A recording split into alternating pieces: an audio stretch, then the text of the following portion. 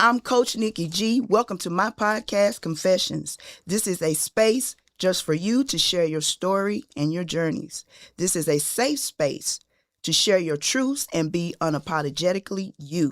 You have the freedom to be your authentic self and share the raw and unfiltered parts of your journey. It's important for me on this platform that transparency is present because true healing begins when truths are revealed.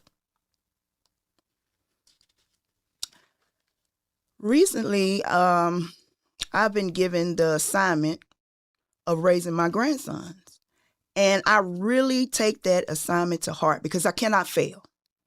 You know, I want them to grow up in a world where they don't have to suppress their emotions or live in the way that society wants them to do, which I find toxic. So I started out to research to find maybe mentors or places that I could take them so they don't have to grow up that way.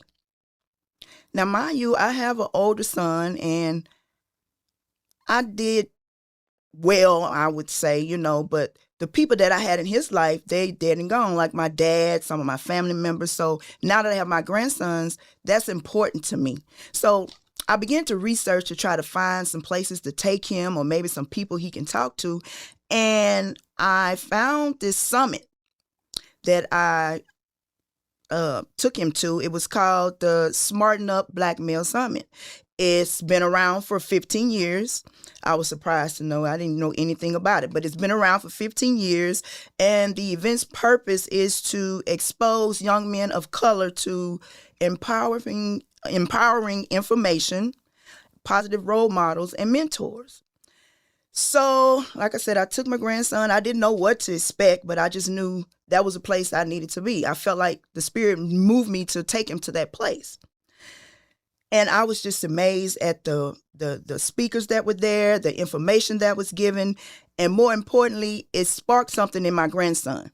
So on our way out, and we got into the car, I asked him, I said, what did you get, what did you learn from today? And the first thing he yelled out was something about his emotions, like how to get his emotions in order. So I knew at that point he'd been struggling with that. So I knew that was confirmation that we needed to be there on that day. Now, today, my guest was a speaker at the summit. His name is Sean Allison. Welcome to Confessions. Thank you for having me. That summit was awesome. Yes, it was. And I'm going to tell you, you really got my grandson's attention. So after I got home, I looked you up. I mean, I had to dig. But I was determined to find you. Yes, ma'am. So Sean is also the author of a book called Boys Cry Too. And I would recommend women or single women, mothers, if you're raising a son or like me, you may be raising your grandchildren, I advise you to read that book because as women, and I will admit I was one, I'm the mother and the father. No, you can only take a young boy so far as a woman. You have to find some positive male role models to put in their life. That's just the way it is. We can go around all day saying we the mother and the father, but that's just not true. That's not facts. So, with your book, Boys Cry Too. Yes, ma'am. Tell us about that. Well, to piggyback on you real quick, let me just clear something up real quick. Okay, clear it up.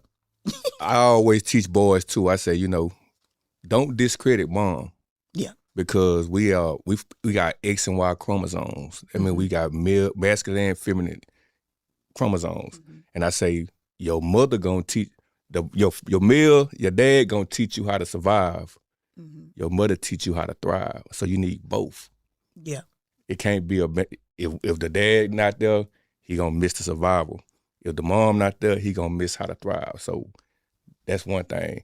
And then like the Boys Cry Too, I wrote that book in June. I dropped it in June because really? June is Father's Day. Mm. And I wanted it to be a gift for fathers to talk with their sons. And it's like a permission statement, giving boys and men permission to cry.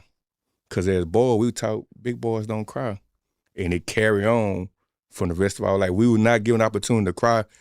It carry on for the rest of our life. And we feel like every time we get emotional and we try to shed a tear, that's a sign of weakness. Even in religion, just say like Christianity, they don't really teach that it's okay to cry, but the shortest Bible verse is what? Jesus wept. Yeah. The shortest Bible verse. Wow. So lead us up to Boys Cry 2. Let's start from the beginning. How did you get to that point that you was able to write that book? I'm the second oldest. It's 4 of us from my mother's side. I'm the second oldest. And so, you learn about the birth order. The second child always come into the world like fighting for attention.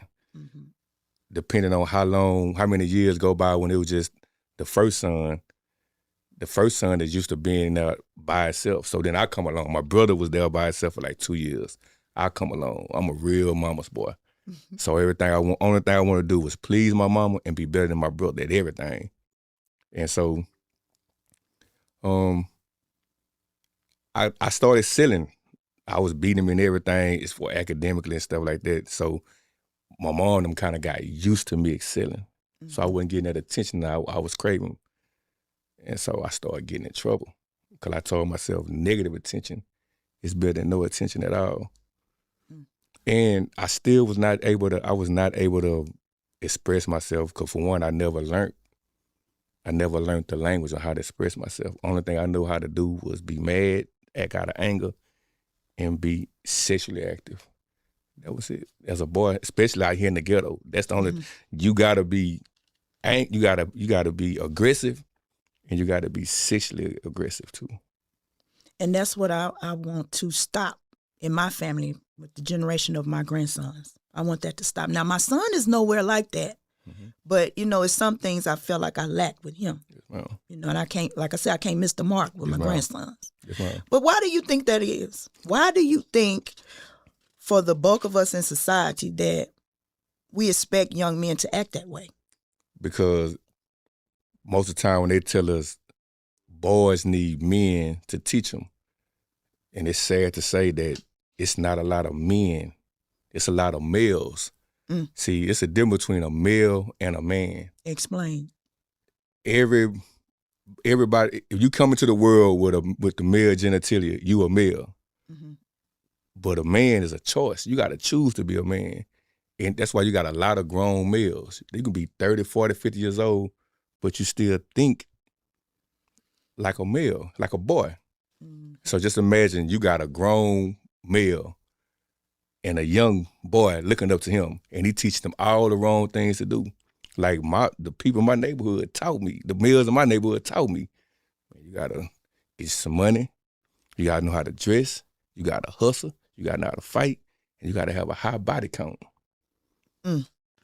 So did you have your father in your home? Yes, I had him. I just had him now. Like I just had him, and that's another thing. I just had him presently there, like and financially. Like he never really talked. He never told me he loved me. He never hugged me. He never came to none of my games. He never came to none of my programs. Mind you, I was a straight A student. I excel in sports, everything. He never came to none of it. But he just gave me the money. He gave my mama the money, and I had the clothes, but I didn't get the emotional attention from him. So what age were you when you first, got in trouble? Like 13. 13. 13. Yes, ma'am. Wow. Like 13. Okay, so let me go back. I'm fast forwarding too fast. In your book, you wrote, "I wore the mask of manhood before I understood what manhood truly meant." So what's your definition of manhood versus what society defines as manhood? Like the key word, the manhood to me now is responsibility. That's one. Walking in your purpose, being spiritually in tune, that's one. But society don't push that. Like society don't, especially the spiritual side, whether you be a Muslim, Christian, Catholic, whatever, you gotta have that spirituality because you gotta see something greater than yourself. And it can't be you, because like a lot of people say like, man is God. Nah, that's not accurate neither. And so, and you gotta have that emotional intelligence And that's a word that we didn't, especially Black boy, we don't get taught that. Yeah. We don't get taught emotional. What is that? We get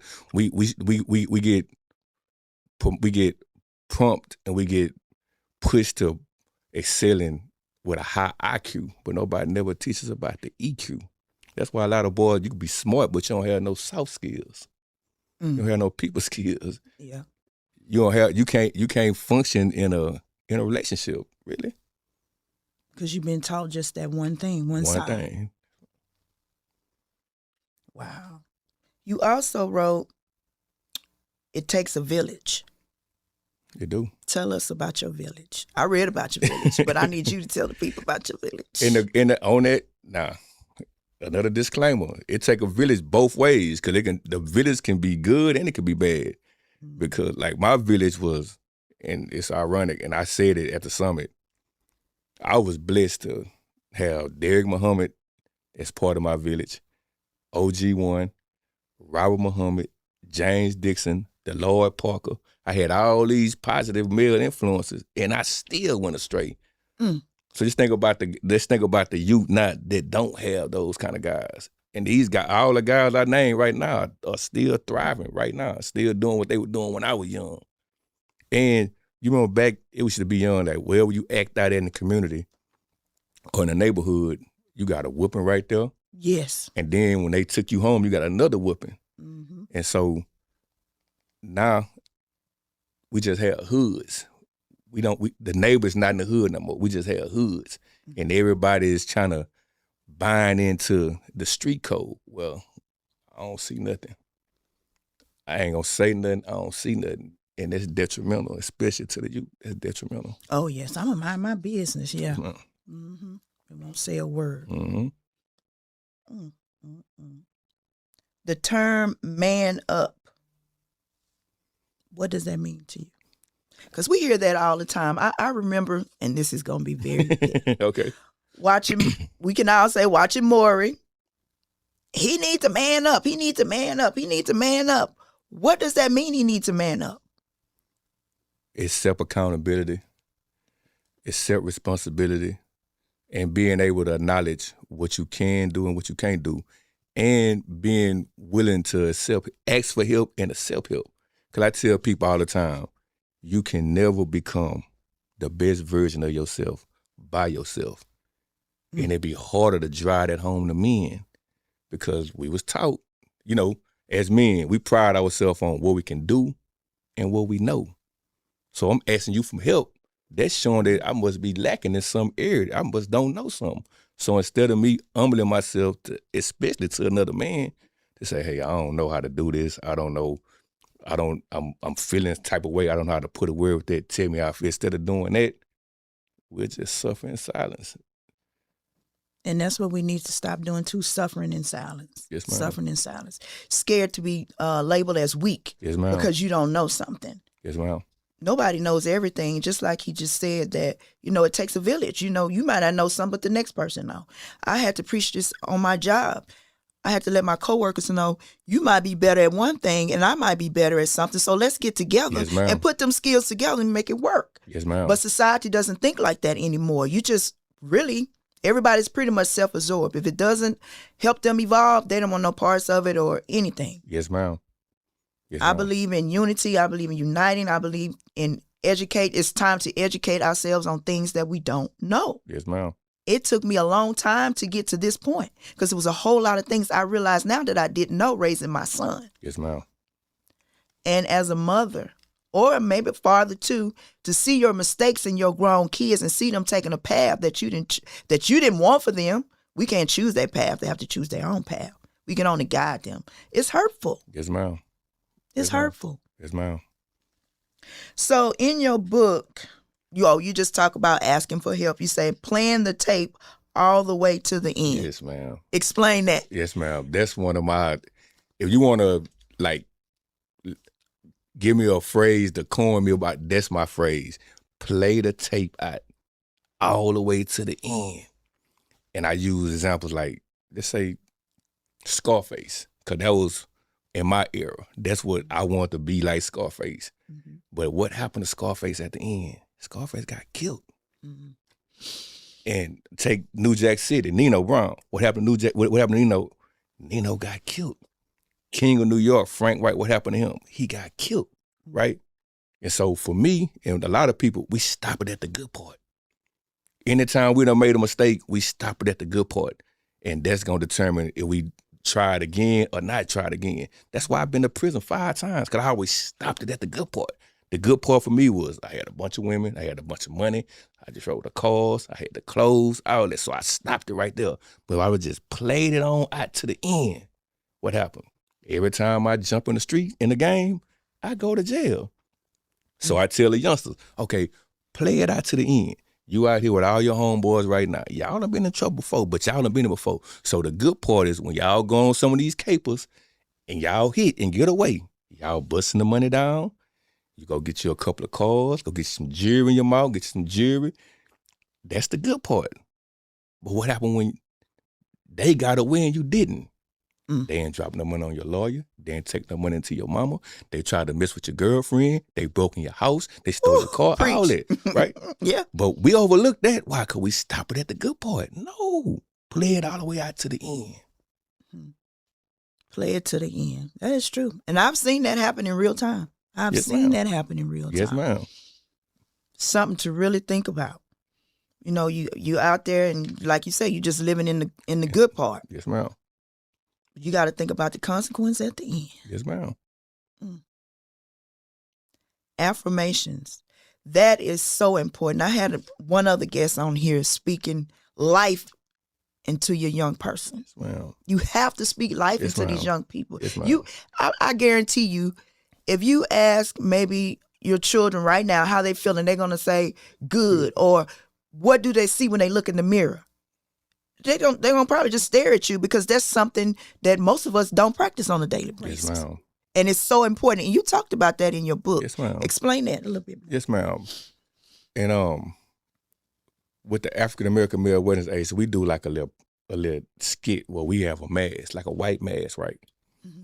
And on the outside of the mask, we say right on the outside, what you think people see when they see you. And they're right, goofy, good hair, handsome, cute, pretty, whatever. So I say on the inside, right, what they don't see. Mind you, before I come out and do this, I say, how y'all feeling today? They gonna always say, good. Okay, you feeling good, right? Okay. So on the inside, I say, right, what people don't see, what they struggling with. Most of them put, don't want to live, don't nobody care about me, don't nobody listen to me, don't feel unappreciated. And these kids. What age range is this? From the youngest one, we went to a juvenile. The youngest one was 12 years old. Wow. He was 12 years old in juvenile. And he said, can I tell you something? So I said, yeah. He said, man, I'm a straight A student. He said, my mom and daddy, they never came to none of my school events, nothing. He said, so I went and had a fight with a dude. So I had a fight with a boy. And my mom and daddy, when they came pick me up, they fussed at me from the time I got in the car till I got home. And the next day, they didn't say nothing else to me. Right. But prior to that, I asked them, how y'all feeling? Good. And so I flip it. I say, what's the difference between how you feeling and how you doing, and which one people ask you the most? They say, oh, I ain't never thought about that. Most people ask you, how you doing? Mm-hmm. And 9 times out of 10, they ask you in passing, how you doing today? Oh, I'm good. But when you ask a person how they feel, now they got to sit for a minute and think. And they got to also sift between how I'm really feeling, not how my mama feeling, not because, you know, as kids, we come into the world selfish. And it be like it's a gift and a curse. We think everything happened good because of us. Everything happened bad because of us. Mom and dad happy because of us. Mom and dad fussing and finna get divorced because of us. Mm-hmm. That's true. Right? Mm-hmm. And so don't nobody never ask them, how you feel? How you feel? Just the other day, ma'am, I was just at the men's warehouse. I was at the men's warehouse and I was getting a suit. Mm-hmm. And I came out with my suit on. I see a mom come in with her son. He was a tall guy, had some little twigs in his head. The whole time he had a little attitude. And so when he went in the back, I say, he finna graduate or something? She was like, nah, he finna be in the debutante ball, but he don't want to wear the suit. I said, can I talk to him when he come out right quick? She like, sure. So when he came out, I said, how you doing today? He said, I'm doing good. I said, you an honest guy? He said, yeah, I'm honest. I said, what grade you in? He said, I'm in the 12th. I said, well, turn around right quick. Look in that mirror. Now be honest with me. Tell me what you see. He looked around and tell me how you feel too. He looked around. He said, I feel all right. I said, man, you handsome. Man, you a handsome young guy. Man, you handsome. He started crying. And he said, man, a man ain't never told me I was handsome before. And when he walked out, his mom said, man, you know, his dad, we divorced, and his friend had just went to school, to college, and committed suicide. That's another thing I wanted to address too, the suicide. I mean, Yes, ma'am. And it all stemmed from emotional health. It do. Emotional health. Yes, ma'am. I was shocked when I asked my grandsons to look in the mirror and tell me what you see. Yes, ma'am. I was shocked. They didn't know what to say. Yes, ma'am. Or even just a simple question of how you feeling. Good. No, that's not an answer, grandson. Yes, ma'am. So now they'll tell me, you know, I had to keep reinforcing. Are you happy, sad, angry? You know, how was your day? Yes, ma'am. But the good part about that is now they flip it on me. Yes, ma'am. And sometimes I don't know how to answer. Yes, ma'am. But it's important that we start to do those things. Yes, ma'am. What advice would you give as far as affirmations for a young person of color, for a mother or father, you know, to a young king? What words could we say to them? You got to always remind. First, you got to always take them back to the beginning. Like I said earlier, it got to be spiritual. We got to get back to that. You remember back when we was younger, they had prayer and everything in school. Mm-hmm. So we got to get back to that. And then you got to also remind them that, like how you said, that they can be all they can be, that they smart, that they're intelligent, and that they're going to make mistakes. See, they don't, like, we got to get them out the habit of falling into that perfectionism syndrome. You're going to make mistakes. Mm-hmm. And it's good to make mistakes, because mistakes mean you tried something. Yeah. But most people that don't make a mistake, they just don't try nothing. You got to try something, because guess what? You going to 100% miss every shot that you don't shoot. That's the truth. And like you said, a lot of young people, since they've been taught that they have to do everything in a certain manner, it's hard for them to then admit to it that they're wrong. Because that's what I'm experiencing as well. Yes, ma'am. You know, I had to tell my grandsons that, you know, we all got a part to play in your life. I'm here to help you, but you got to help yourself too. You know, your teachers play a part, I play a part. It's like a pie. Yes, ma'am. That's why I explain it to them. Yes, ma'am. Everybody has a part in it. Yes, ma'am. So if you're going to speak life into your child, that to get rid of that being perfect, it's imperative. You know what Because else? a lot of parents I know, or friend girls that I know, raise their children to be perfect. Those boys, they did I wouldn't call it a 90-degree turnaround. Yes, they did a 90-degree turnaround, turned some flips, and did some other stuff. Yes, ma'am. You know why? Why? Because it go along with why suicide rates are so high among black boys, because nobody never asked the black boy, what you want to do? Nobody never listened to them. That's the key ingredient. Most of these youngsters, they starving for attention. Don't nobody listen. Everybody talk at them. Nobody talk with them, and don't nobody never listen. A kid to tell you anything you want to know about them, especially first they got to see that you're going to listen. That means you got to put the phone down. Mm-hmm. You got to engage them, because it might seem small in your world, but it's big in theirs. Because guess what? Life is lived forward, but it's understood backwards. So as we talking to them, we talk to them from what we had now. But what about when we was their age? Exactly. The same way they think that we just got old, we was never their age. Sometimes we forget that we were their age too. Mm-hmm. So we be too hard on them, and we don't listen to them. And there's more things I feel like for children to get into now than when Yes, we were younger. Yes, ma'am. Yes, ma'am. Oh, this is another thing you had in your book that caught my eye too. A lot of boys don't fail because they're bad. They fail because they don't have a safe space to fall. Yes, ma'am. Explain that. And that go back to it tie into not listening. It tie into like suicide. Because the lady that I was telling you that I was talking to her at the men's warehouse when she told me that her son friend had committed suicide. She said, "Why is that?" I said, "Let me tell you something." I said, "Just think, especially boys, black boys. If he got a 2-parent, if he come from a 2-parent home, guess what? The dad tell him he gotta play sports. Yeah. He gotta play sports. He gotta be smart. He gotta clean his room. He gotta do all these things, right? But nobody never asking him what he gotta do. Just say like the dad. He trying to relive his life through his son. Mm-hmm. He might have had had aspirations or want to play sports, but had a baby or got hurt and didn't get to. So now he finna try to force that into his son. Or just say like he come from a single parent house with his mom. Now he forced to be son, and he got some siblings. Now he forced to be oldest son, daddy, husband to mama. Because now every time he see his mama struggle, he feel like it's his responsibility to do something. How can you do something? You 12 or 13 years old. You can't get no job, right? But he taking in all this. Right? And then she telling them, no, I need you to go play sports. So she using all the money that she really don't have to put him in all these sports. And he might be good. Just say he good at one of them. Now she embedding in his head that you're going to be our ticket out the ghetto. You're going to be our ticket out of here. So for the rest of his life, he carrying that weight on his shoulder. He got to make sure he got to watch what he eat. He got to go to school. He got to make sure he don't run with the wrong crowd. Don't get with the wrong girl. Don't get hurt, because his whole livelihood of his family is depending on his body. He got to be able to perform at a high level. Mm-hmm.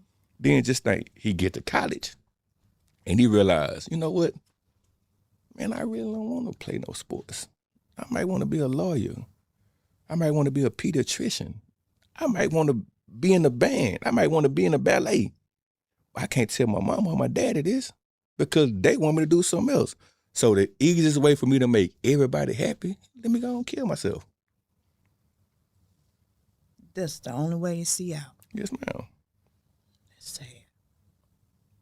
You just described the situation I was talking about, the friend with the son. Yes, ma'am. She was like forcing that football, forcing yes, that ma'am. football, forcing that yes, football. Ma'am. She was like, oh, no, you go to bed at 8 o'clock. You got to do this. I'm like, girl, you going to drive that boy crazy. Yes, ma'am. And like I said, he did a 90-degree turnaround. Yes, ma'am. He's still living. 90-degree turnaround. Yes, ma'am. You know, it's just too much. And my bonus son, I hope they ain't watching this, but I just feel like it's too much pressure. You know, you got to make straight A's. And when I say straight A's, they want him to make like hundreds. Yes, ma'am. He played soccer. He played baseball. He played every sport. I said, this boy going to be smoking by the time he's 9 or 10, the way rate y'all pushing him. Yes, ma'am. But thank God he's a healthy boy. He's still going strong, but that's a lot of pressure. Yes, ma'am. Who knows when that balloon is going to pop? Yes, ma'am. Because it's going to happen. It's going to pop. That's a lot. Yes, ma'am. And I went through that. I made my first Be My Report card in 11th grade. I went from kindergarten to the 11th grade, straight A's. When we had the TARS test, I made a perfect score on the TARS test, everything. They kept trying to skip me up. My mom just wouldn't let them. But behind the scenes, I was traumatized. I was broken. I had never told my mama really about what happened to me when I was 7 years old. You know what I mean? Yeah. So I was carrying a whole lot of weight that I didn't even talk about, but I was still performing. Mm-hmm. And that's the thing that boys are good at doing. We know how to perform. We can be broken on the inside, but we know how to perform. And when we can't perform, we feel like we're not a man no more. That's why suicide rates went up higher with men when COVID hit. Why? Because now the whole world shut down. I can't go perform. I can't go produce. So I'm not a man. So let me take myself out. Mm. That did happen a lot. And that was a lot. Yes, ma'am. Male and female. Yes, ma'am. Another expression in your book, it says, when the world expects him to be a man with no instructions. Yes, ma'am. Elaborate on that. So like this how I present it to the youth, especially like the ones like middle school that are already like in the sports and stuff, right? So I say, okay, if I want to go to a college that give me the highest chance to get to the NFL, what college I go to? They'll start saying, oh, you gotta go to Alabama, you gotta go to Ohio State, you gotta go to Michigan. I said, okay, well, I want to go to a college where I can give me the highest chance to go to NBA. They said, you got to go to Duke. You got to go to North Carolina. I said, okay. What if I want to grow up to be a good man? What college I go to? Ain't no college for that. What school I go to? Ain't no school for that. Right. So if it's a school that I can go to for NFL, it's a school I can go to for the NBA, but it's not a school I can go to for a man. Wow, y'all say y'all hate y'all daddy. When it was not a school he can go to learn how to be a good dad for you. What was the response? Woo. I ain't think about it like that. I said, just think, your dad couldn't give you what he didn't get because his dad, if it's not a school that you can go to be a good man, I mean, it wasn't one for your daddy, it wasn't one for his daddy, it wasn't one for his daddy. Wow. That is something to think about. I always say parenting don't come with a book. Don't come with a book. You got to figure it out. Yes, ma'am. Because a lot of things that I'm hearing from my adult children now, I just feel like I was in survival mode back then. Yes, ma'am. I was just working. Yes, ma'am. Trying to provide. You know, I was a single mom trying to provide. Yes, ma'am. So all the stuff that they telling me now, it was like a bum rush. It knocked me down. Yes, ma'am. Yes, ma'am. And now I'm navigating, trying to figure it all out. Because I'm like, I thought I was being the perfect parent. Yes, ma'am. Perfect parent. Yes, ma'am. And I had all this other stuff over here that I hadn't even wrestled with yet. Yes, ma'am. That is crazy. And on the men's side, see, I tell the boys, why don't you tell have you ever told your dad how you feel? Most of them say no. I say, well, guess what? If you never tell your daddy how you feel, guess what he thinking? What? I say, because when we get old, we talk, no news is good news. So you never told me that, Daddy, you disappointed me. You hurted me when you told me you were gonna come, you never came. You never told me that. I'm thinking everything good. Right? Because a lot of times we know how to grieve what happened, but we don't know how to grieve what didn't happen. And a lot of times we carry that grief. What didn't happen? Dad ain't never come. Like with me, Dad ain't never come to none of my games. Never told me he loved me. Never hugged me. Never kissed me. Never told me I was handsome. Never told me he was proud of him. Never grabbed my head and said, that's my boy. He never did none of that. Never gave you that value. Never? Never. Wow. So as you go through and you speak, do you speak to men as well, or do you just deal with young? I speak to men as well. And what have you found out about men, period? Like, they all say the same thing? They wasn't taught that? Or what is the consensus? Like, what is it? They all feel the same way. They feel unappreciated. They wasn't taught. They feel like they only good for what they can do. Like, we do a thing. That's why we had a Real Man, Real Talk, where we provide a safe space. And I asked them, I said, what does a safe space look like to you? And most of them think that a safe space is coming to listen to me talk. I say, nah, you can go to church and do that. That's not a safe space. A safe space is me making you comfortable for you to talk. Exactly. You need to get it out. Mm-hmm. I say, whether you journal or not, you need to get out because you've been holding it in. And a lot of men, they don't know how to articulate how they feel. They feel like if they do tell somebody, if they have told somebody, especially a female, 9 times out of 10, they done opened up to a female before. Mm-hmm. And that female, every time they opened up to a female, the female was just loading it up like bullet like a gun. And soon they got into it, guess what she did? Everything that he told about being molested and having abandonment issues and all this insecurity he told her, soon she got mad, what she did? Pow, pow, pow, shot. So he said, guess what? I felt that one time. I ain't doing that no more. That's true. And that's how most men operate. That's how they operate. And as I'm divorced, but as a wife, that's a hard pill to swallow. Yes, especially when I try to get, a person to talk to me and they don't. Yep. For that very reason. That's why. That very reason. Or I heard before, I never really been in a serious relationship. Well, you marry me for it. But yeah, the communication is important. It's important that we teach our young people how to communicate. Yes, ma'am. Because we have to break these cycles of suppressing emotions, not being able to communicate, not teaching our young children how to communicate because it's important. You know, when we, like you said, when you ask a young person how they're feeling, make sure they don't answer you with good. Yes, ma'am. Or have them define, what does that mean, good? Mm-hmm. You know, break it down for them, because that's what I experienced. That's what I had to do. Now, I did go to another thing. It was by, what was it, U of H. And they had like these paper plates. And then they had like a poster board of emotions, Mm-hmm. happy, sad, whatever. Mm-hmm. So they had the kids sit down and write down on the paper plate to what they were experiencing. And I remember one of the boys say, I'm hungry. I'm ready to go. But it's just the idea that he was able to express that. So it's important that we teach our young people expression, to express their emotions. Emotional health is wealth. Yes, ma'am. How you live your life depends on your mental and emotional and spiritual. Yes, ma'am. All that plays a part. But for a lot of us, we wasn't raised that way. We went to church, but we wasn't raised in the church. Mental and emotional suppressed, especially as a single mom, you're the head of the household. You may not, like, I don't have time to worry about that. Yes, ma'am. They ate today. Yes, ma'am. They got somewhere to lay their head. Yes, The ma'am. lights on. Yes, That's all that matters. Mm-hmm. But it's more. It's more and more more. things that matter. It's 'Cause I've been more. that mom. I can speak that truth. I've been that mom. And it's a hard pill to swallow when your kids come tell you that. But as you grow and you change, your kids will come and tell you. Yes, ma'am. You know? You hope they will. Yeah. At least one of mine, Yes, ma'am. one did. And I'll take that one. This is another thing you said too. Free man walks with purpose, not pressure. Yes, ma'am. Free man walks with purpose. And I can say honestly, for the first time in my life, that that's what I'm a free man now.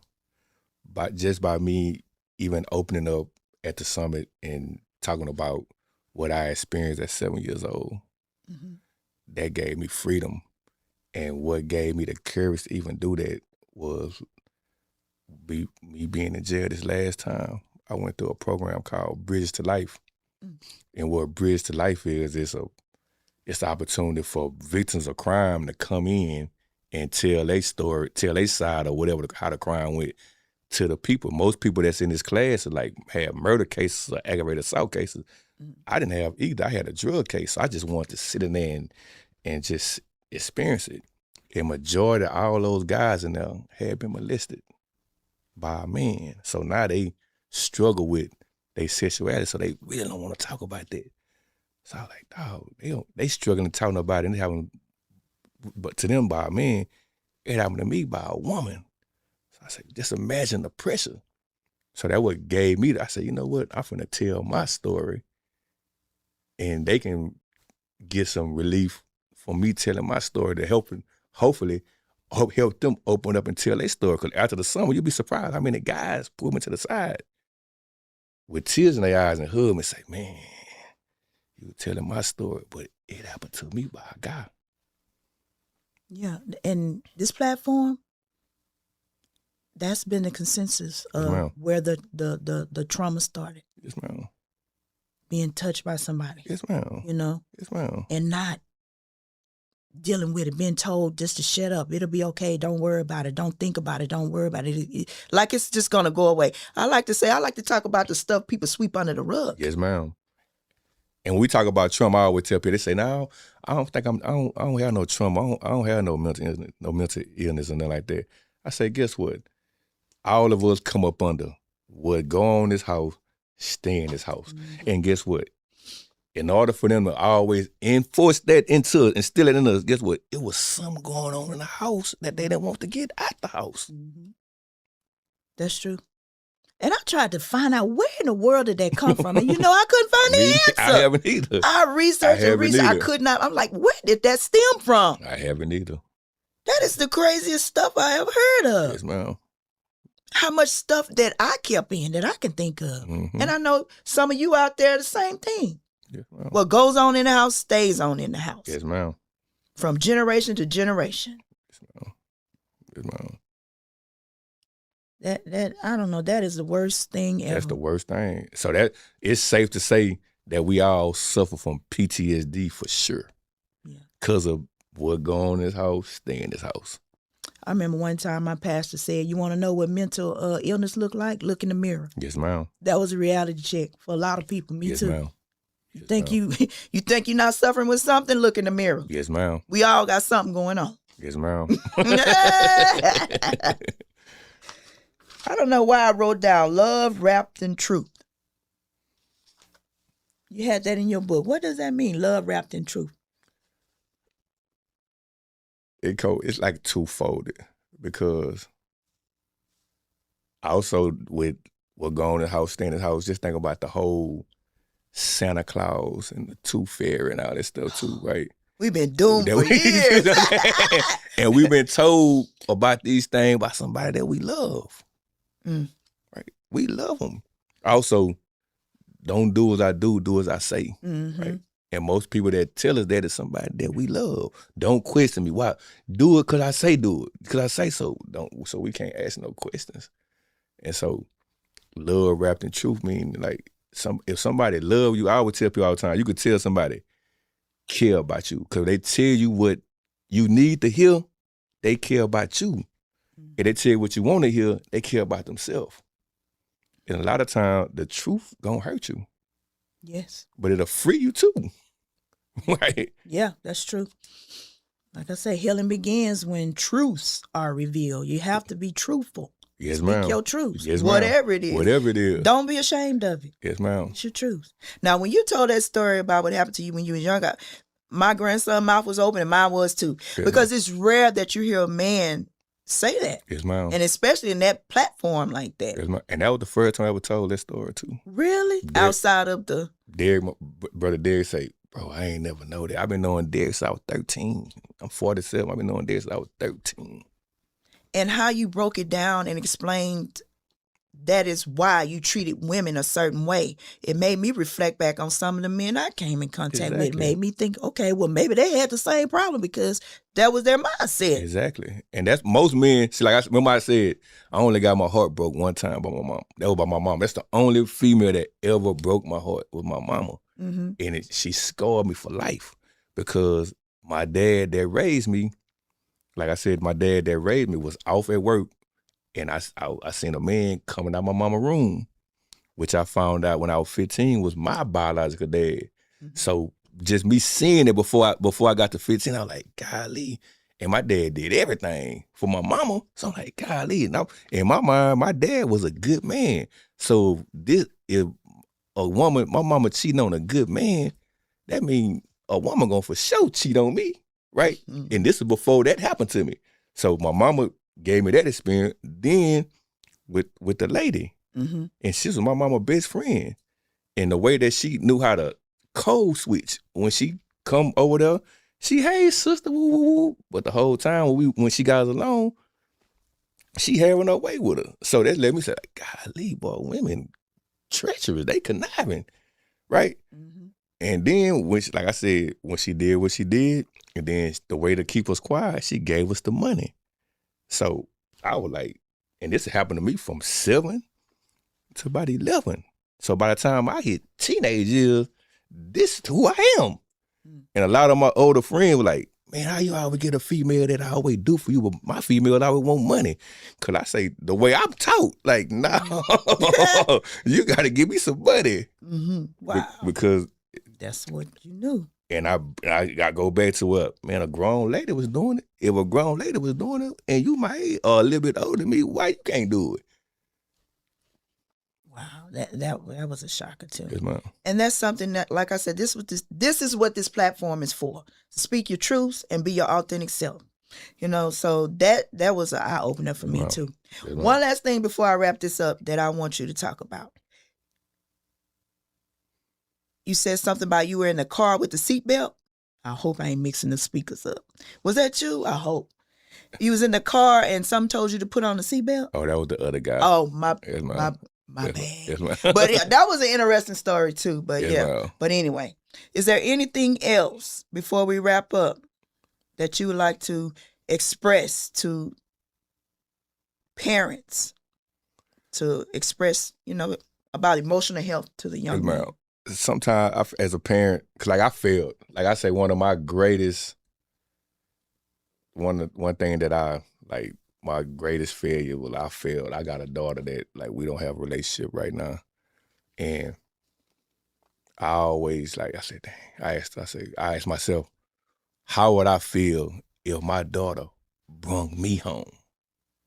The boy I was, the young guy I was, how would I feel if she brung me home? And guess what? She brung me home. Mm. The guy that she had kids for was just like me, golden small woman knowledge, because this is what I showed her. I told every female I dealt with, I come with a package, right? You like me, you need to like my daughter too. So when you go to the beauty shop and all this stuff, she need to go with you too. And it wasn't her mama, and she seen me with different females. So she grew up with the same way. She went in and out of jail, everything, right? And so I learned that, like, especially for men and women, girls get their identity from their dad. We don't realize how much power we have as a man. Daughters get their identity from their dads. That's why it's easier for a man, especially a grown older man, to manipulate a young girl, especially if dad in her life. It's easier. Why? Because she craved that love and affection for my daddy. Just think on another level. What women call they dudes? Daddy. Mm-hmm. That's true. The dudes call their girls what? Baby. You see what I mean? You see? And so it, like, as a parent, like sometimes we have to, especially they start getting older, share your story with them.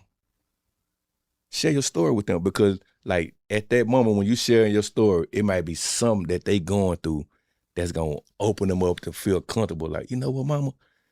That happened to me too.